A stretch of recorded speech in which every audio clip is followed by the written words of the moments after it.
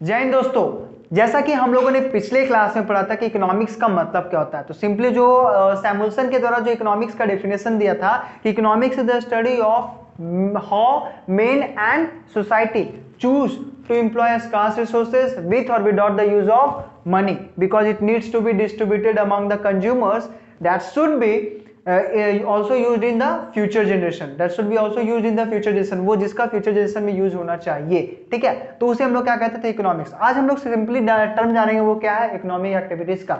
एक बात बता दे रहा हूं, ये बहुत ही मेन टर्म है क्योंकि इससे जो है वो तुम्हारा माइक्रो और मैक्रो लेवल समझ में आएगा।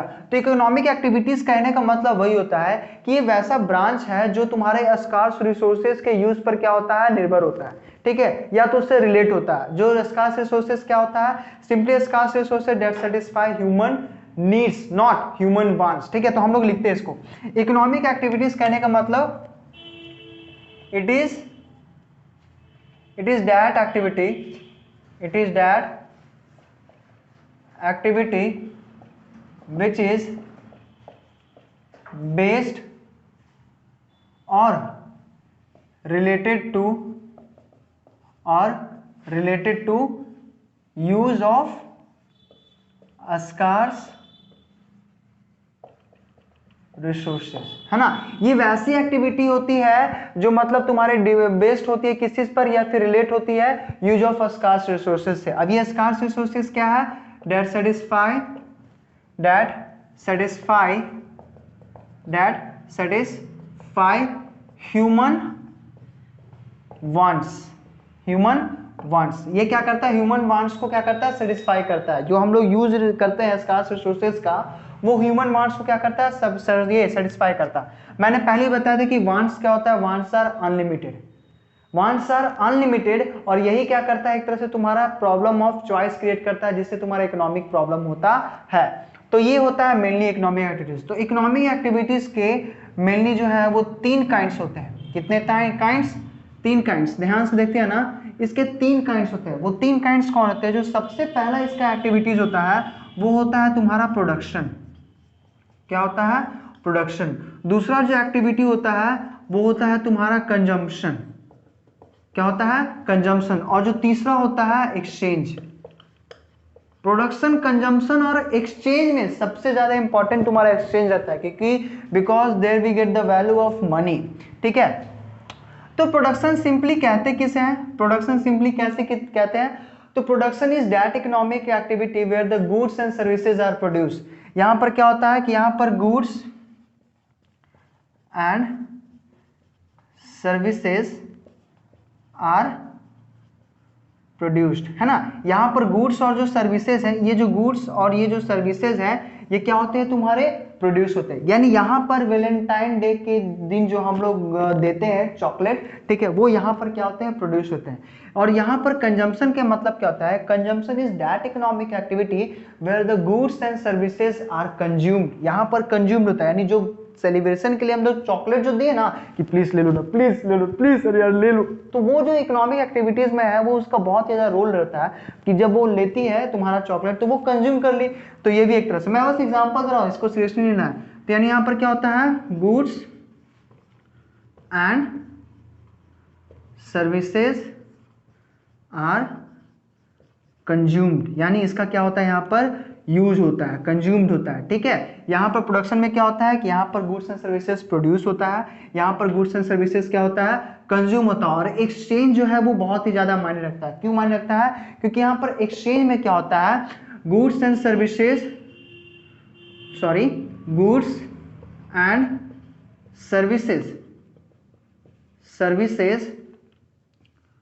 आर सोल्ड और बॉट, है ना। यहां पर गुड्स एंड सर्विसेज या तो सोल्ड होंगे या तो क्या होंगे, बॉट होंगे। यानी कहने का मतलब या तो यहां पर बेचे जाएंगे या तो यहां पर खरीदे जाएंगे। और कैसे, फॉर मनी, है ना। कैसे, तुम्हारा मनी से। यानी ये जो मनी का मैटर आ रहा है ये क्या होता है तुम्हारा, हम लोग पैसे से ही किसी या तो वस्तु को हम लोग बेचते हैं या तो पैसे की सहायता से हम लोग क्या करते हैं, किसी वस्तु को खरीदते हैं। तो इसलिए इस एक्सचेंज को हम लोग प्राइस डिटरमिनेंट भी कहते हैं, प्राइस डिटरमिनेंट। डिटर्मिनेंट भी कहते हैं एक्सचेंज को। क्वेश्चन एग्जाम में आ सकता है, what do mean what is price determinant. तो प्राइस डिटर्मिनेंट कहने का मतलब क्या होता है, goods and services are sold, मतलब एक्सचेंज एक्टिविटीज में, it is that economic activities where the goods and services are sold और बॉट for money या by the help of money, and that is also called price determinant because here the money are used। तो simply ये यहाँ पर हम लोग देखें क्या, इकोनॉमिक एक्टिविटीज। अब जो मेन हम लोग को देखना है वो देखना है हम लोग का क्या, माइक्रो और तुम्हारा क्या, मैक्रो। तो चलिए माइक्रो और मैक्रो हम लोग देखते हैं कि माइक्रो और मैक्रो है क्या, ध्यान से। तो इकोनॉमिक एक्टिविटी समझ में आ गया ना कि इकोनॉमिक एक्टिविटी किसे कहते हैं, ये एक्सचेंज भी समझ में आया होगा आपको। और हम लोग अब जो यहाँ पर देखेंगे वो देखेंगे तुम्हारा क्या, माइक्रो और मैक्रो। तो ध्यान से देखना, ये माइक्रो मैक्रो है क्या।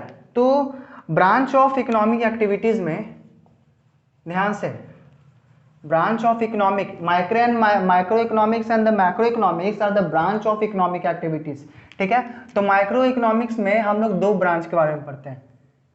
कितने ब्रांच के बारे में, 2 ब्रांच के बारे में। सबसे पहला माइक्रो, सबसे पहला क्या, माइक्रो इकोनॉमिक्स, माइक्रो इकोनॉमिक्स, और दूसरा जो है वो है macro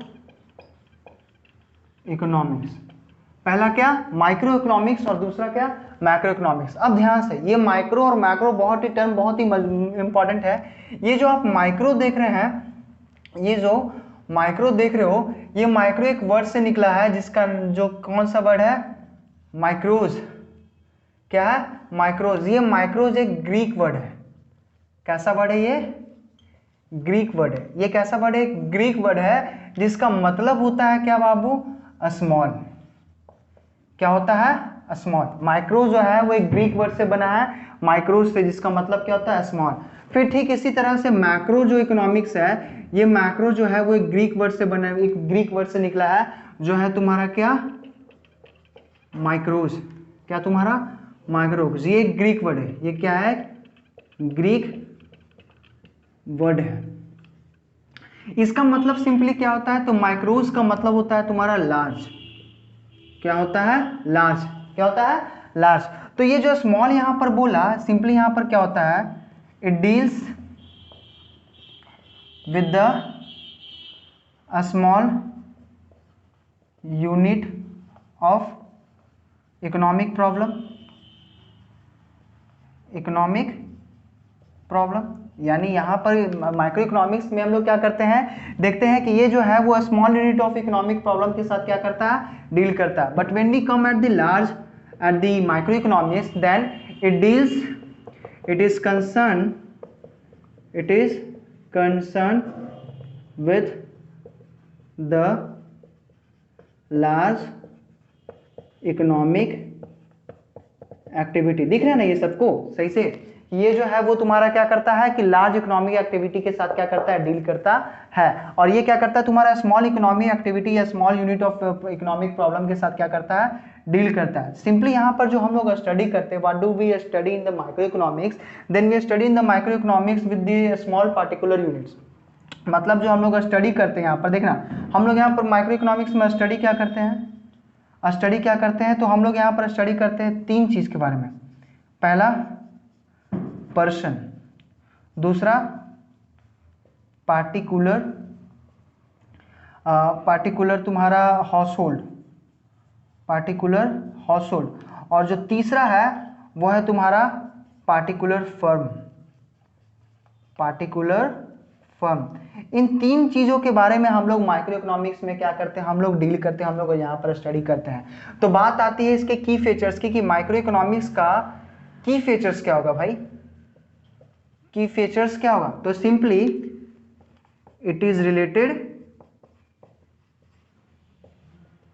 with the theory of price. ये किससे रिलेटेड होता है, थ्योरी ऑफ प्राइस से। पहला क्या हो गया कि it is related with the theory of price. यहां पर दूसरा जो है, यहां पर हम लोग इनकम एंड वेजेस के बारे में भी क्या करते हैं, पढ़ते हैं।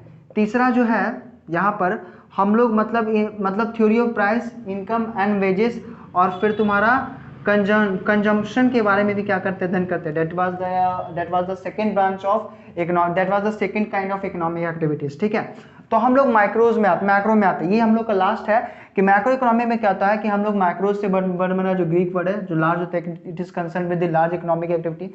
अभी लार्ज इकोनॉमिक एक्टिविटी कहने का मतलब क्या हो गया बाबू, सपोज नेशनल इनकम,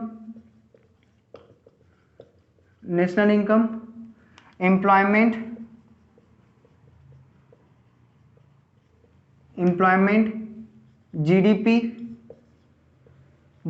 इन सभी चीजों के बारे में हम लोग जो भी अध्ययन करेंगे ये तुम्हारा किस में करेंगे, मैक्रो इकोनॉमी में। किस में करेंगे, माइक्रो इकोनॉमी में। और मैक्रो इकोनॉमी जो है वो एक तरह से तुम्हारा थ्योरी भी देता है, यानी यहाँ पर हम लोग जो देखेंगे वो की फीचर्स देखेंगे। What are the key features of macro economy. यहाँ पर जो हम लोग सिंपली मैक्रो इकोनॉमिक्स में जो पढ़ते हैं, मतलब क्या पढ़ते हैं, स्टडी द मेजर